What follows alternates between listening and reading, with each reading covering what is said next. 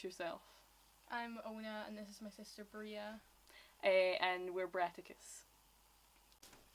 Where do you live, or where are you from? We live outside... No, wait. Where do you live, or where are you from? We live outside a tiny village in the middle of nowhere called Tomintoul. And we live on top of a hill surrounded by fields, which makes practicing quite easy because there's no one to complain about the noise. It's just us for miles. Yeah. But the people in the village and around where we live all think quite differently to us and disagree with quite a lot of the things we believe in, so it makes it harder to get gigs around here, but we mostly play in Glasgow because of that. Why is feminism important to you? I think feminism is important to most people who actually know what it means, because like me and my friends were hanging out and talking, and we mentioned feminism, and my friend's little brother was like, "But I mean, what is feminism? Isn't it just hating men?" And like we explained to him what it was, and he was like, "Wait, so I'm a feminist?" And like there was another girl I know who she turned to me one day and she was like, "I'm like the opposite of a feminist because, you know, I think that men should go to work." I was like, yeah, that's not really the definition of a feminist. It's just going to work. But yeah, so like a lot of people as well, they just think it's this crazy thing when really it's just wanting equality for all genders. Yeah, it's crazy that the things that are still happening to people are still happening in this day and age, or in any day and age. Is there a defining moment in your life that caused you to become a feminist, and when did you first learn about Riot Grrrl? Well, I grew up listening to girl or girl-fronted bands like the Distillers, the Donnas and Juliet and the Licks, but I'd never really thought about feminism before my 13th birthday when a family friend of ours made me a mix CD made for me called My Dad's More Punk Than Your Dad.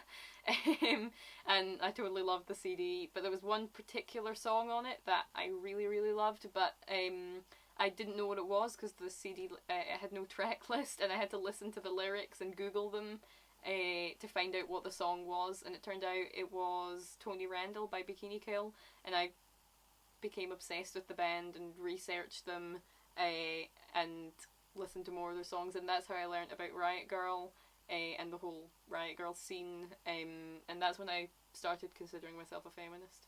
Yeah, it was the same kind of time for me because I was hearing all the stuff Bria was saying and the band she was listening to at the time because we lived together, and it's always kind of made sense to me, but I guess I never really started reading up on it and really getting into the Riot Grrrl scene and feminism until more recently, because I watched The Punk Singer and started listening to Bikini Kill more, and obviously found that very inspiring to hear what women in that movement were saying, and it sort of just got me thinking about it a lot more, and I don't really think there was ever a point where we weren't feminists, but it definitely just put a word to the thought process.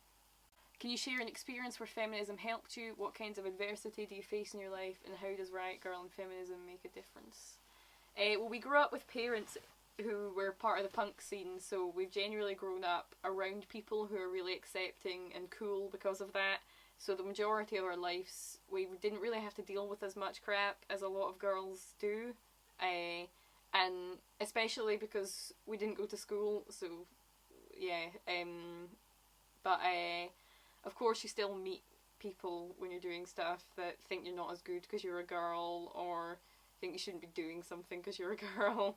And like I'm a bosun on the Ocean Youth Trust sailing boats in Greenock, and we take kids out quite often from underprivileged backgrounds and teach them how to sail a 72-foot yacht over the course of about a week depending on the voyage.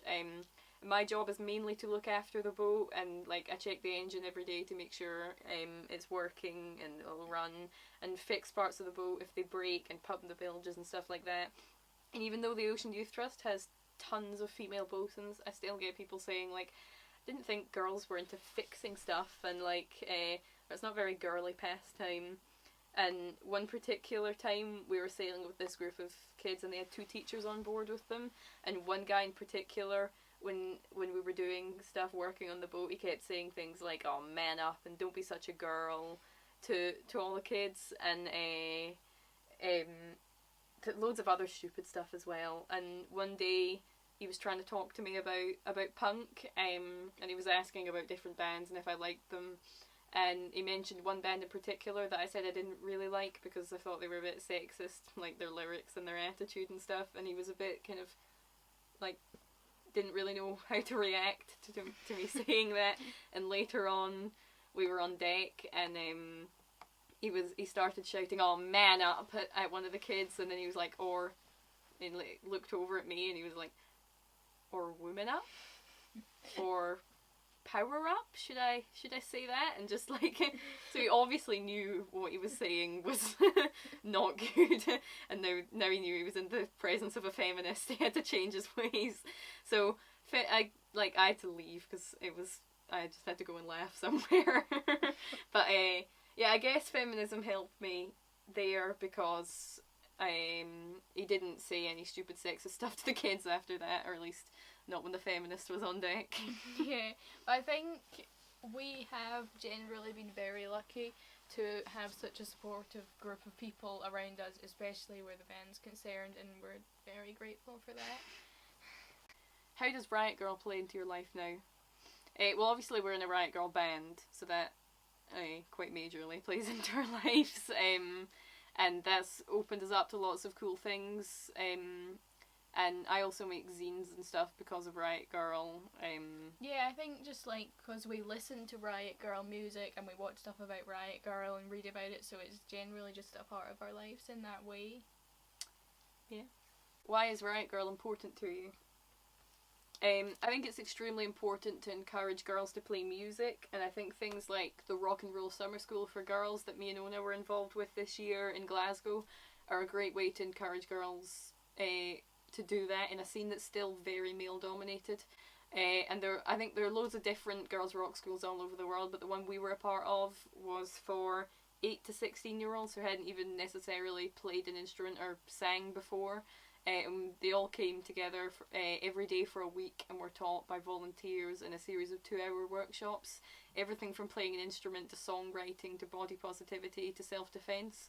And at the end of the week we had a gig to showcase all the bands, which was one of the coolest things I've ever seen in my life.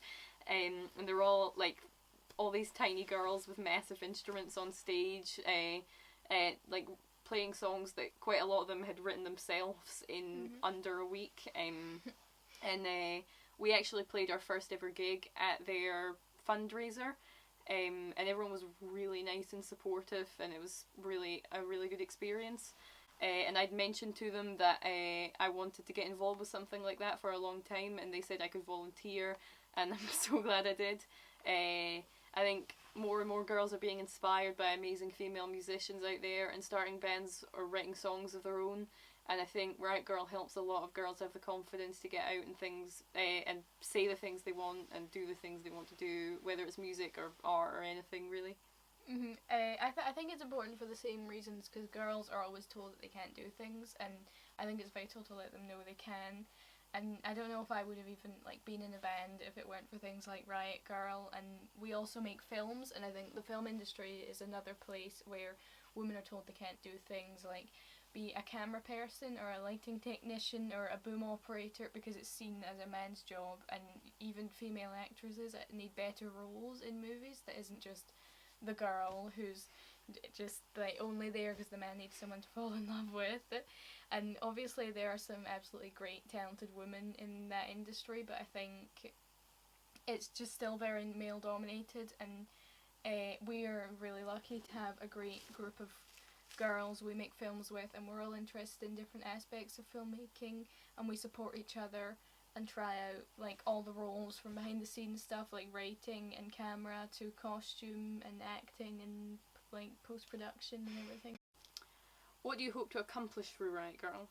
As Bria said before, we think it's very important to encourage girls to play music and write songs and not feel like it's for men to do or that they can't do it. So I think through Riot Grrrl projects and being in a Riot Grrrl band, we can hopefully spread the message and get girls playing music. And even if it's not music you want to do, just encouraging them to go and do whatever they want, even if everyone else says they can't. Feel free to discuss things that are important to you and what issues are close to your heart and why. Well, we're feminist, and we're also vegan, home ed, and straight edge. So they're all issues that are important to us, and where we live, stuff like that is quite odd because the nearest place is a really small village where like the men are men and the women are women and everyone eats meat and sends their kids to school. So just being vegan there is seen as weird enough, let alone anything else. But our parents have been vegetarian since they were teenagers, and we've been vegetarian all our lives up to 4 years ago when we became vegan. I think we'd been thinking about veganism for a while before we all became vegan, but to my knowledge, I think the thing that made us look into it more was I went on this 10-day sailing trip to the Faroe Isles with the Ocean Youth Trust, and when we got there were these boats like painted up with skulls and big teeth and stuff, and the sea staff on our boat were like, don't even look at those boats, pretend they don't exist, because the Faroese people hate them and we can't be associated with them in any way. And we were told at the time they were Greenpeace boats, and they were there to stop the whaling in the Faroe Isles, but I was telling a friend about them afterwards, and she told me that they were actually Sea Shepherd boats, and we'd never heard of Sea Shepherd before, so we looked into them and totally loved them and thought they were great. But the more research we did into it, like we realised they were all vegan when they sailed on the boats and stuff, and the more we looked into it, the more we realised that if we thought the meat industry was horrific, the dairy and egg industries were sometimes even more horrific, and we all collectively as a family decided to go vegan.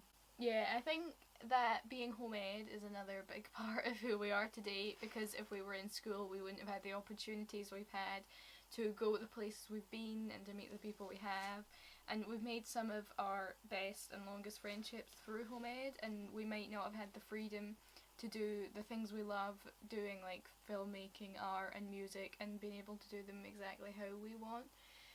Because from what I've heard in schools, if you want to do more creative things, although you do have the opportunity, it's very restricted, and quite often you have to follow exact instructions from the teacher, and you don't have as much creative freedom to develop your style, and you also don't have the option to choose as many creative subjects. And I know that is so people have more options to fall back on, but sometimes people know what they want to do, and they're not allowed to do it because they have to have a science or something which they have no interest in, and it may not even help them in later life.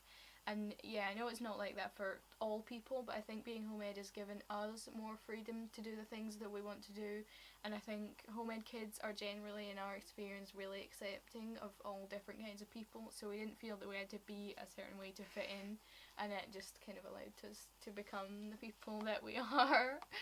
Yeah, we're also straight edge, and a lot of people are really freaked out if you say you're straight edge. Possibly even more than if you say you're vegan, because they can't, like, a lot of people just can't even fathom a scenario where a teenager would choose not to drink. Because it's just the standard normal thing to do, like, not even questioned, and but then everyone's always like, do you not just feel like rebelling? It's like, but to me, it's not rebelling if it's what every single other person is doing. I think the alcohol companies are making quite a lot of money out of people perceiving it as a rebellious rock and roll thing to do. And I always go to I've always been to gigs and parties and had a great time sober when I was younger.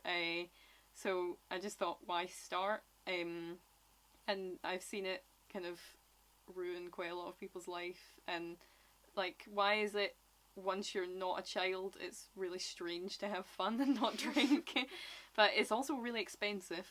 And yeah, I watched a documentary about the stuntman Steve-O called Demise and Rice, and was eternally freaked out about the state he was in most of the film, and basically decided then and there that drugs and alcohol weren't for me. Talk about the band. How did you meet and who founded the band?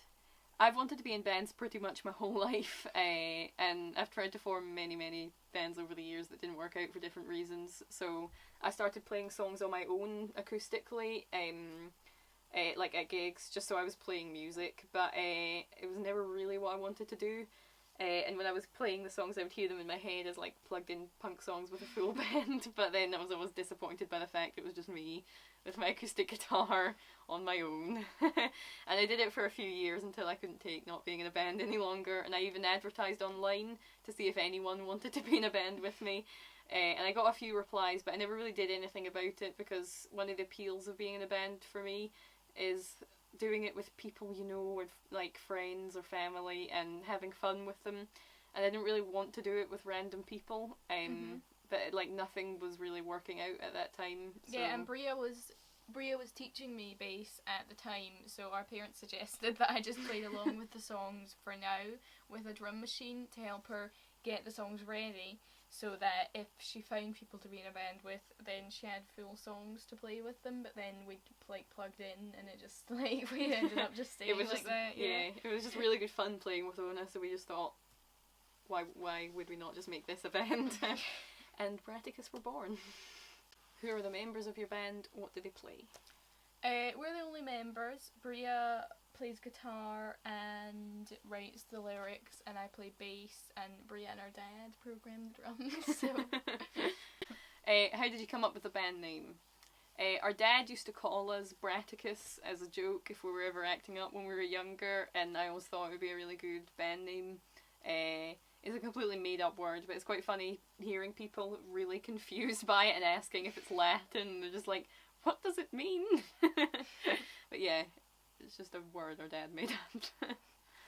Can you describe any adverse situations, if any, that you encountered as a band, particularly where feminism played a strong role for you? Well, as a band, we've actually been really lucky to have found the rock school, and we've now got a group of really supportive women who will always come to our gigs and help us out, and our family friends from the punk scene are also really good at coming and supporting us, so we've never really experienced any adverse situations so far.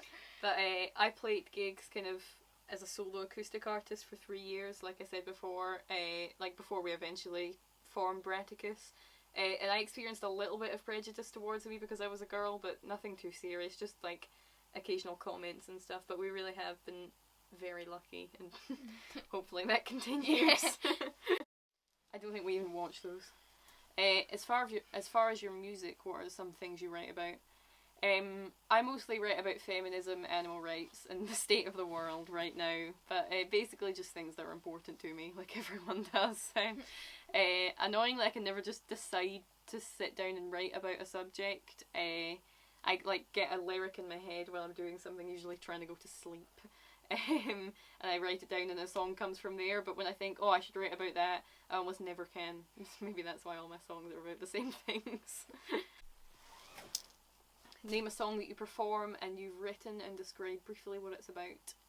The first song I ever wrote was called Food Chain. I wrote it when I was 13, and it's about the horrible treatment of animals in the meat industry, the fur industry, animal testing and hunting. Our whole family, like we said, we're vegetarian and vegan, and yeah, so it's something that we feel quite strongly about. The lyrics are kind of rubbish now when I look back on them, but I don't really want to change them because it was my first song I ever wrote, and it's obviously how I felt when I was 13. My lyrics are probably no better now anyway. Share any final thoughts about music, life, and being a riot girl. Turn your music up to 11, riot, don't diet, catch the vision, smell a dream, and be nice to each other. We'd also like to thank Brian Cutterin for being incredibly supportive to us and our band, and we'd like to encourage everyone to listen to his amazing music. Yeah, you can buy his CDs online, and he plays a lot of gigs, so go see him. And also thanks to Jude for being so great and putting us on the first Rock School fundraiser, and then letting us participate in the Rock School and getting us involved in so much great stuff after it. And thank you for the interview. Vegetable rights and peace.